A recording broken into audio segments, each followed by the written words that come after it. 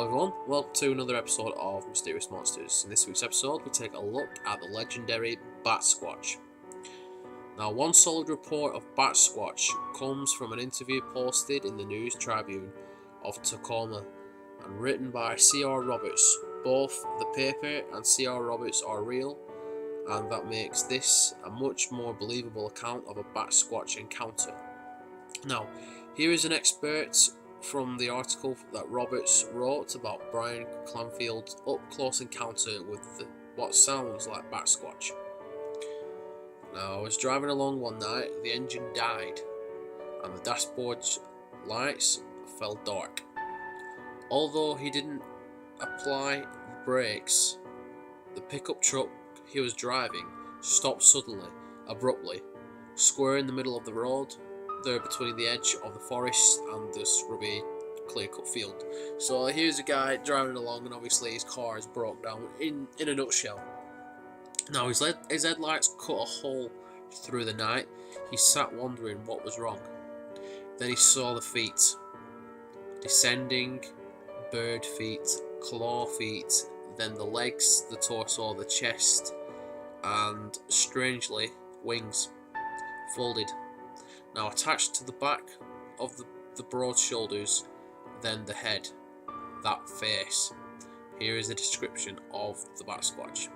Now the creature is roughly 9 feet tall, 30 feet away, blue tinted fur, yellowish eyes, tuft ears and sharp straight teeth. With a dust raising thud it landed. Brian Clanfield, 18, held tight on the steering wheel. So pretty much Brian is now seen this encounter with the Batsquach, and from what it sounds like, he's about to shit his pants. Pardon my French. Now, on that night, he was actually alone as well. He was on his way home from Buckley to the isolated settlement of Camp 1, located in the Mount Rainier foothills above Lake Cap-Owansin. He doesn't take drugs. He's a high school senior, now locally as an average normal kid. It was standing there, staring at me like it was resting, like it didn't know what to think, Clanfield says. I was scared. It raised the hair on me. I didn't feel threatened, I just felt out of place. It's looking right at me in the deep stare, like right through me. It's standing perfectly still. It stood for how long? A few minutes? Several minutes? Then its fingers twitched and its wings began to unfold. Those wings were as wide as the road. It turned its head and looked back at me and started flapping its wings, Clanfield says. Then slowly it rose, and so great was the turbulence, the truck began to rock and sway.